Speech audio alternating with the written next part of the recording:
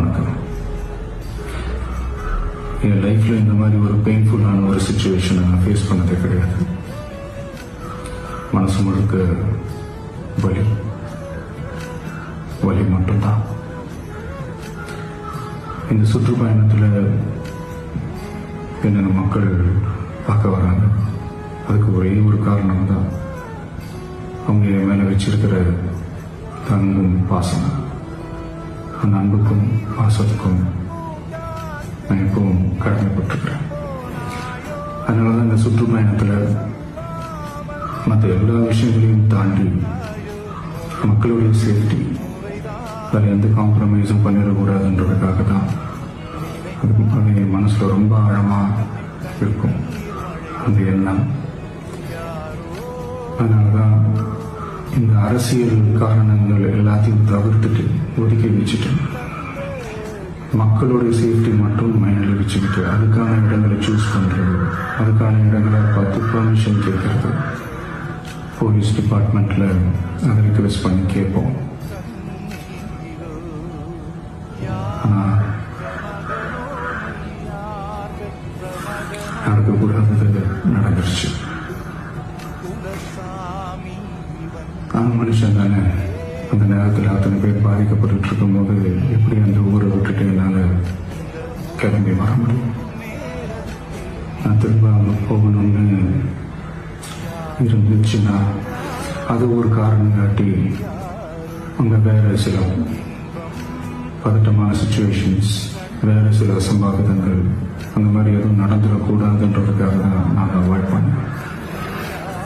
இந்த நேரத்தில் சொந்தங்களை இழந்து தவிக்கிற இத்தனை குடும்பங்களுக்கும் என்னுடைய ஆழ்ந்த இரங்கலை தெரிவிச்சுக்கிறேன். எனக்கு தெரியும், என்ன சொன்னாலும் இது ஈடாகாதுன்னு எனக்கு தெரியும். ஹாஸ்பிட்டலில் ட்ரீட் பண்ணிட்டு இருக்கிற எல்லாருமே சீக்கிரமாக க்யூர் ஆகி வரணுன்றதை இந்த நேரத்தில் நான் வேண்டிக்கிறேன். கூடிய சீக்கிரமே உங்கள் எல்லாரையும் நான் சந்திக்கிறேன். இந்த நேரத்தில் எங்களுடைய வழிகளை, எங்களுடைய நிலைமையை புரிஞ்சுக்கிட்டு எங்களுக்காக பேசின அரசியல் கட்சிகளை சார்ந்த நண்பர்கள், தலைவர்கள் அனைவருக்கும் என்னுடைய நன்றியை தெரிவிச்சுக்கிறேன். கிட்டத்தட்ட ஒரு 5 மாவட்டத்துக்கு பிரச்சாரத்துக்கு போனோம். இந்த மாதிரி எதுவுமே நடக்கலாம். ஆனால் கரூரில் மட்டும் ஏன் எப்படி நடக்குது, எப்படி நடக்குது? மக்களுக்கு எல்லா உண்மையும் தெரியும்.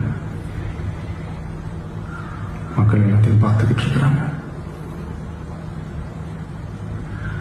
கரூரை சேர்ந்த அந்த மக்கள் அந்த உண்மையெல்லாம் வெளியில் சொல்லும்போது எனக்கு கடவுளே நேரில் வந்து இறங்கி அந்த உண்மைகள்லாம் சொல்கிற மாதிரி எனக்கு தோணுச்சு. சீக்கிரமே எல்லா உண்மைகளும் வெளியில் வரும்.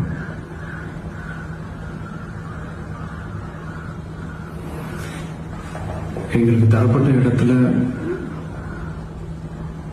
நாங்கள் போய் அந்த ஸ்பாட்ல நின்று நாங்கள் பேசிட்டு வந்தோம். அதை தாண்டி எந்த தவறும் எங்கள் செய்யலை, நாங்கள் எதுவுமே செய்யலை. பட் இருந்தாலும் எங்கள் கட்சியை சேர்ந்த நிர்வாகிகள், தோழர்கள் மேலே எஃப்ஐஆர், அது மட்டும் இல்லை சோஷியல் மீடியாவை சேர்ந்த நண்பர்கள், தோழர்கள் அவங்க மேலே எஃப்ஐஆர்லாம் போட்டு இப்போ பிடிச்சிட்டு இருக்கிறாங்க.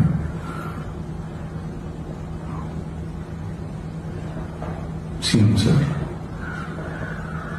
உங்களுக்கு ஏதாவது இந்த பழி வாங்கணும் அப்படின்ற எண்ணம் ஏதாவது இருந்துச்சுன்னா என்ன வேணாலும் பண்ணுங்க. அவங்க மேல கை வைக்காதீங்க. நான் ஒன்று வீட்டில் இருப்பேன், இல்லை நான் ஆஃபீஸில் இருப்பேன். என்ன வேணாலும் செய்யுங்க. நண்பர்களே, தோழர்களே, நம்மளோட அரசியல் பயணம் இன்னும் ஸ்ட்ராங்கரா, இன்னும் தைரியத்தோட கண்டினியூ ஆகும்.